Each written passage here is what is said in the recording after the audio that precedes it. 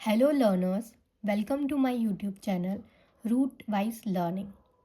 आज हम general surgery का एक और बहुत ही ज़्यादा इम्पॉर्टेंट टॉपिक पढ़ेंगे जिसका नाम है pleomorphic adenoma. Pleomorphic adenoma salivary gland का ट्यूमर है, स्लाइवरी ग्लैंड का बिनाइन ट्यूमर है। क्योंकि इसमें पैरेटेड ग्लैंड के ज़्यादा से ज़्यादा केसेस कॉमनली देखने को मिलते हैं, इसीलिए इसे कभी कभी मिक्स्ड पैरेटेड ट्यूमर भी कह देते हैं। इसका एक और नाम है मिक्स्ड ट्यूमर भी। तो शुरू करते हैं।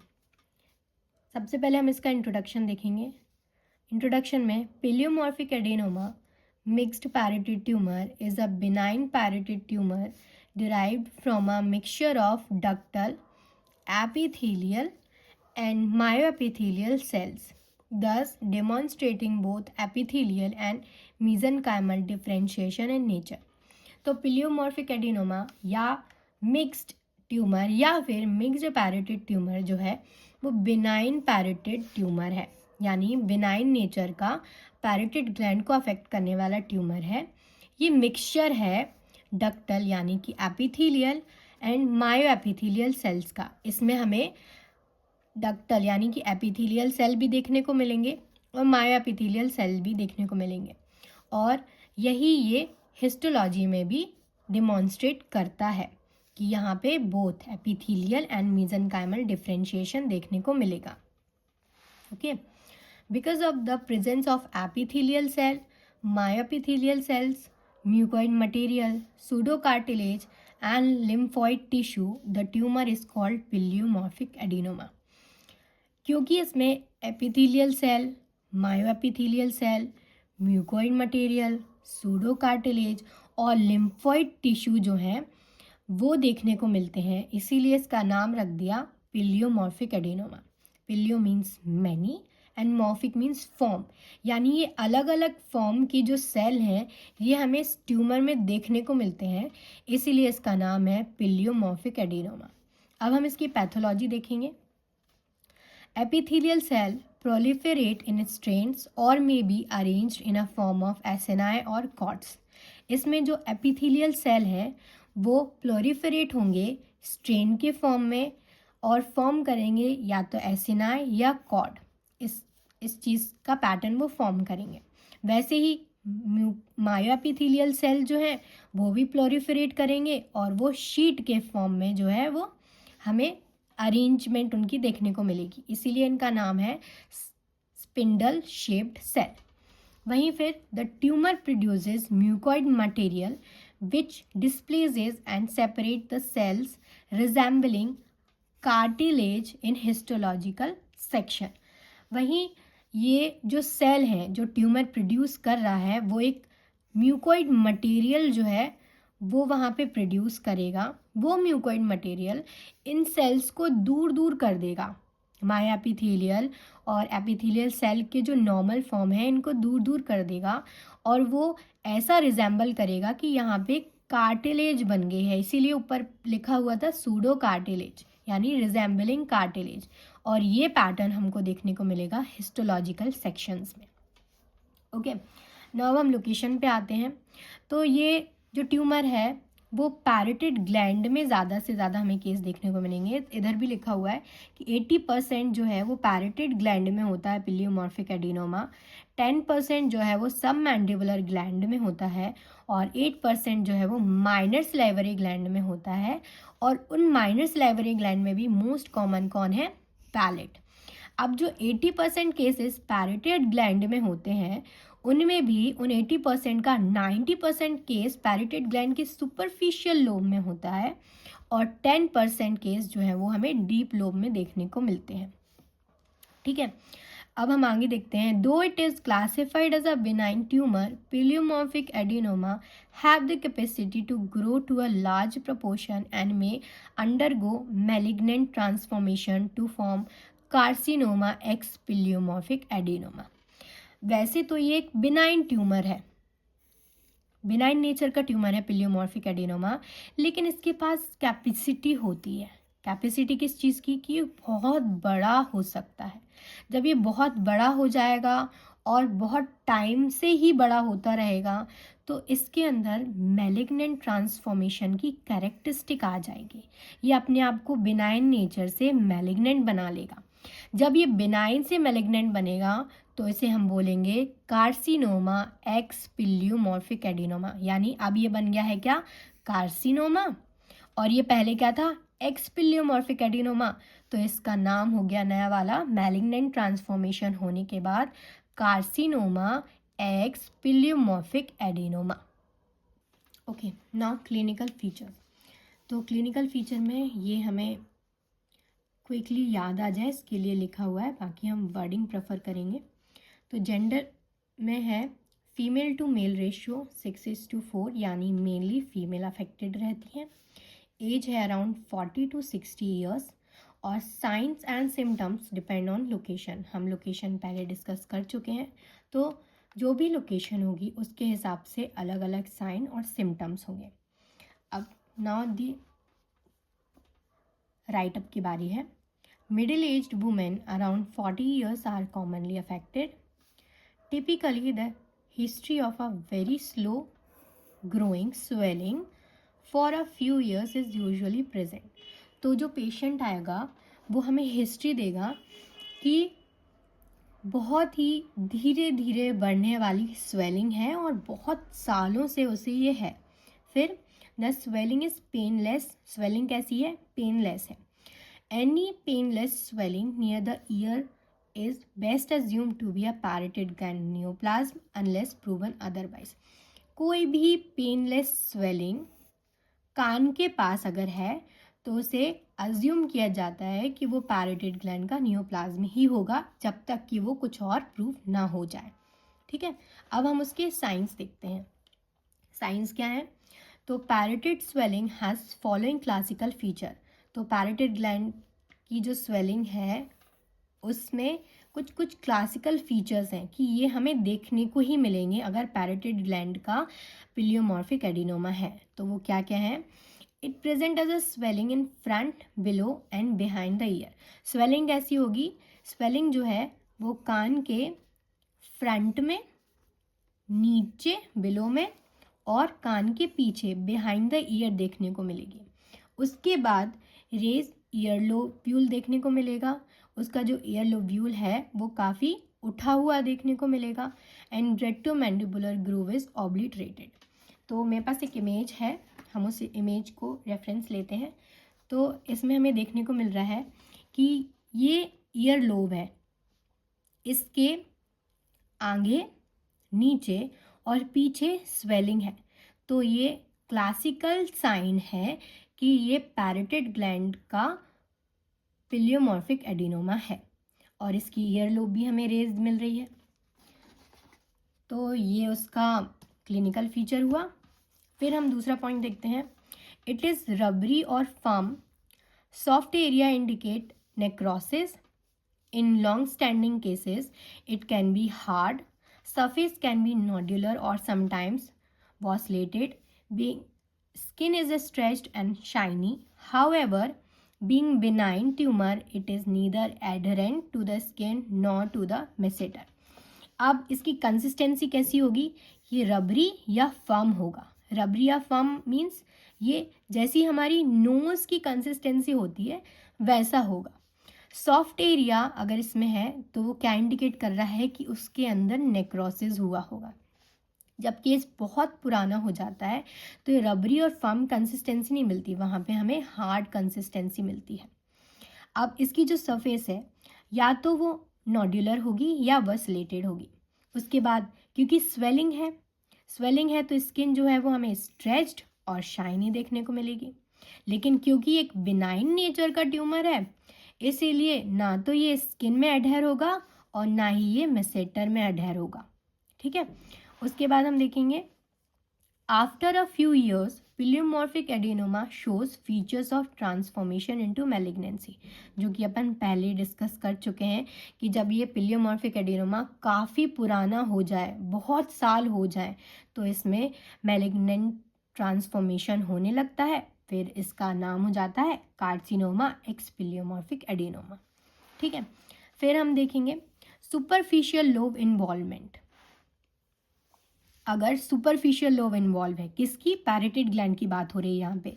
अगर पैरेटिड ग्लैंड की सुपरफिशियल लोब इन्वॉल्व है इसमें, तो swelling cannot be moved above जायगोमैटिक arch. ठीक है, तो जो स्वेलिंग है, हमें स्वेलिंग तो देखने को मिलेगी, लेकिन वो स्वेलिंग जायगोमैटिक आर्च से ऊपर नहीं जाएगी, तो ये शो करेगा एक कर्टन साइन। तो कर्टन साइन अगर हमें देखने को मिलता है क्लिनिकली, हमें ऊपर से देखने को मिल जाएगा कि स्वेलिंग जो है वो जाइगोमैटिक आर्च से ऊपर नहीं जा रही है, तो हमें समझ लेना चाहिए कि इसमें सुपरफिशियल लोब का इन्वॉल्वमेंट है। इसे कर्टन साइन बोलते हैं, बहुत इंपॉर्टेंट होता है, वाइवा में या ऑब्जेक्टिव में ये पूछ लिया जाता है। वैसे ही डीप लोब का अगर इन्वॉल्वमेंट है तो क्या होगा, swelling extent between the ramus of mandible and stylomandibular ligament in a dumbbell shaped into parapharyngeal space। तो जो स्वेलिंग है, अगर डीप लोब इन्वॉल्व है, तो मैंडिबल और स्टाइलोमैंडिबल लिगामेंट के बीच में एक डंबल जैसा कुछ ऐसा बना देगा, ऐसा कुछ डंबल जैसा। ठीक है, जब ये डंबल जैसा बन जाएगा तो ये हमें एक क्लासिकल साइन देगा कि डंबल शेप का ट्यूमर हमें देखने को मिलेगा। जब हम उसका इंट्राओरल एग्जामिनेशन करेंगे तो हमें स्वेलिंग समहाउ डंबल शेप की देखने को मिलेगी, तो हमें समझ लेना होगा कि डीप लोब इन्वॉल्व है पैरेटिड ग्लैंड की। तो कर्टन साइन और डंबल ट्यूमर, डंबल शेप का जो ट्यूमर है वो अगर देखने को मिले, तो ये 2 पॉइंट हमें बहुत याद रखने की ज़रूरत है। ओके, अब हम यहाँ पे बात कर रहे थे किसकी, डीप लोब की। डीप लोब में और हमें क्या देखने को मिलेगा, mass is present in tonsillar fossa, soft palate और लेटरल फेरिंग्स। तो जो हमें स्वेलिंग है वो टॉन्सिलर फोसा, सॉफ्ट पैलेट और लेटरल फेरिंग्स के यहाँ पे देखने को मिलेगी। फिर डिस्फेजिया कैन ऑकर, क्योंकि स्वेलिंग जो है वो अंदर की तरफ बढ़ रही है, क्योंकि डीप लोब इन्वॉल्व है, बाहर स्वेलिंग नहीं है, तो क्या होगा, डिस्फेजिया होगा। पेशेंट कंप्लेन करेगा कि उसे निगलने में तकलीफ होती है, निगलने में कुछ अटकता है, कुछ प्रॉब्लम होती है। ठीक है, और हमें एक क्लासिकल साइन भी यहाँ पे देखने को मिलेगा कि डेविएशन ऑफ यूविला, उसका जो यूविला होगा वो सेंटर में नहीं होगा, स्वेलिंग की वजह से वो पुश हो चुका होगा, इसीलिए वो हमें सेंटर में नहीं मिलेगा। तो इससे भी हमें ये चीज़ समझनी होगी कि डीप लोब इन्वॉल्व है पैरेटिड ग्लैंड की। नाउ हियर्स कम इन्वेस्टिगेशन। ठीक है, हमने अभी तक जो है वो क्लिनिकल फीचर देखे थे, यानी जो हमें पेशेंट में ऊपर से देखने को मिलेंगे। अब हमें और इन्वेस्टिगेट करना है, तो हम क्या करेंगे, slow growing parotid tumour should not be subjected to biopsy for 2 reason. Generally tumours में बायोप्सी करते हैं, लेकिन पैरेटिड ट्यूमर में हम बायोप्सी नहीं करेंगे। क्यों नहीं करेंगे, उसके 2 रीज़न है। ये वाइवा क्वेश्चन भी हो सकता है, तो थोड़ा ध्यान रखेंगे इसका। 2 रीज़न है हम इसमें ओके। पहला रीज़न है injury to the facial nerve, क्योंकि जहाँ पे इसकी लोकेशन है वहाँ फेशियल नर्व होती है, तो बायोप्सी करते टाइम हमारी फेशियल नर्व में इंजरी हो सकती है। दूसरा, seeding of a tumour cell in the subcutaneous plane which causes recurrence is about 40 to 50% of cases. अगर हम बायोप्सी करते हैं तो सीडिंग भी हो सकती है ट्यूमर की, और यही जो है बहुत सारे केसेस में 40 to 50% केसेस में जो है वो रिकरेंस का रीज़न है, इसीलिए बायोप्सी जो है वो कॉन्ट्राइंडिकेटेड है पिलियोमॉर्फिक एडिनोमा में। ठीक है, अब हम देखेंगे कौन कौन से इन्वेस्टिगेटिव मेथड्स। सबसे पहला है फाइन नीडल एस्पिरेशन साइटोलॉजी, यानी FNAC is done to confirm the diagnosis and rule out the malignancy. Fine needle aspiration cytology कर सकते हैं हम, इसमें हमें पता चलेगा कि मैलिग्नेंसी है या नहीं है। फिर है CT scan. CT scan is done when the tumour is arising from deep lobe. It helps to define the extragranular spread, the extent of the parapharyngeal disease and cervical lymph node. CT scan generally हम जो है वो deep lobe वाले case में करेंगे, क्योंकि हमें बाहर से तो नहीं दिखाई देगा, हमारी स्वेलिंग जो है वो इंटरनली है, इंट्राओरल है, इसीलिए हम ऐसे केस में CT स्कैन करेंगे, जिससे हमें पता चल सके कि उसका एक्स्ट्रा ग्रैंडुलर स्प्रेड कितना है, कितना एक्सटेंट तक उसका पैराफेरेंजियल डिसीज़ है, कितने एक्सटेंट तक सर्वाइकल लिम्फ नोड उसमें इन्वॉल्व है। फिर हम FNAC of the lymph node which are palpable in the neck in a case of malignancy of a parotid gland. FNAC lymph node का भी कर सकते हैं अगर नेक में जो है वो लिम्फ नोड पैल्पेबल हो रही है, पैरेटिड ग्लैंड की मैलिग्नेंसी हो गई है ऐसे केस में। फिर हम देखेंगे x-ray of the bone, mandible and mastoid process to see for a bony resorption, क्योंकि स्वेलिंग है, स्वेलिंग जब ग्रो होगी तो वो वहाँ के एरिया को जो है वो पुश करेगी, प्रेशर जनरेट करेगी। ऐसे केसेस में मैंडिबल और मैस्टोइड प्रोसेस जो है उनमें बोनी रिजॉर्प्शन हो सकता है, तो उसे रूल आउट करने के लिए एक एक्सरे भी ज़रूरी है। फिर हम देखेंगे MRI. MRI is a better investigation, however costly. CT scan and MRI lack specificity for differentiating benign versus malignant lesion. MRI बहुत अच्छा मेथड है इन्वेस्टिगेशन का, लेकिन कॉस्टली है, इसीलिए हम CT स्कैन करेंगे। पर CT स्कैन और MRI जो है वो अच्छे से बिनाइन और मैलिग्नेंट की स्पेसिफिटी नहीं बता पाते हैं, तो हम ऐसे में फाइन नीडल एस्पिरेशन में मैलिग्नेंसी के लिए डिपेंड रहेंगे। Okay, now the final part, treatment. ठीक है, overall the main stay of the treatment for pleomorphic adenoma is surgical dissection. ठीक है, जनरली जो है वो मेन स्टे क्या है, हमें प्लियोमॉर्फिक एडिनोमा को सर्जिकली इंसाइज करना है, लेकिन उससे पहले होता है एक conservative superficial parotidectomy. Conservative superficial parotidectomy जो है वो स्टैंडर्ड सर्जरी है बिनाइन प्लियोमॉर्फिक एडिनोमा के लिए। ठीक है, it means removal of entire lobe containing the tumour which is superficial to facial nerve. तो जो कंजर्वेटिव सुपरफिशियल पैरेडिक्टोमी है उसमें क्या होता है कि जो एंटायर लोब है, कौन सी लोब, जिसमें कि ट्यूमर है, जो अफेक्टेड लोब है, सुपरफिशियली जो अफेक्टेड लोब है, जो फेशियल नर्व के सुपरफिशियल है।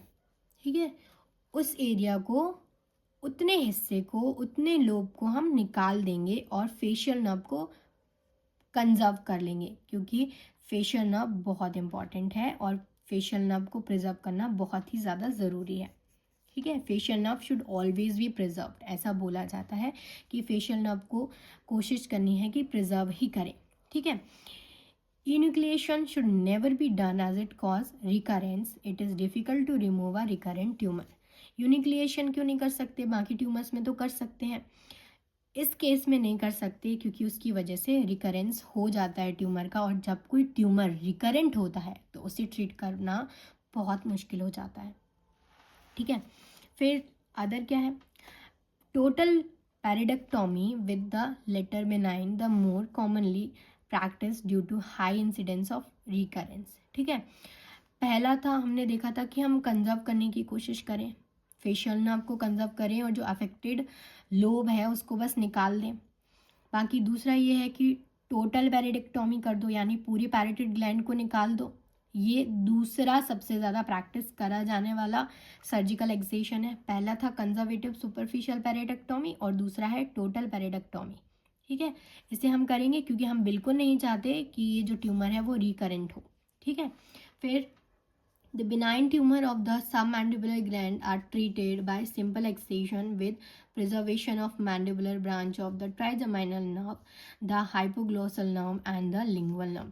अगर वो सबमैंडिबुलर ग्लैंड वाला प्लियोमॉर्फिक एडिनोमा है तो इसमें हम सिंपल एक्सेशन करेंगे। सिंपल एक्सेशन में हम क्या करेंगे, हम प्रिजर्व करेंगे। किसको प्रिजर्व करेंगे, पैरेटिड ग्लैंड में तो हम फेशियल नर्व को प्रिजर्व कर रहे थे, लेकिन सब मैंडिबुलर ग्लैंड में हमें प्रिजर्व करना है किसको, mandibular branch of trigeminal nerve को हमें प्रिजर्व करना है, हाइपोग्लॉसल नर्व को प्रिजर्व करना है और लिंगुअल नर्व को प्रिजर्व करना है। तो नर्व को प्रिजर्व करना इज़ द मेन थिंग, कि नर्व किसी भी तरीके से डैमेज नहीं होनी चाहिए, क्योंकि नर्व जो है वो रिपेयर नहीं होती है। अगर एक बार नर्व की वो ब्रांच चली गई सर्जिकल एक्सेशन में तो उसका जो वर्क है वो हैम्पर हो जाएगा। Okay, thank you for watching.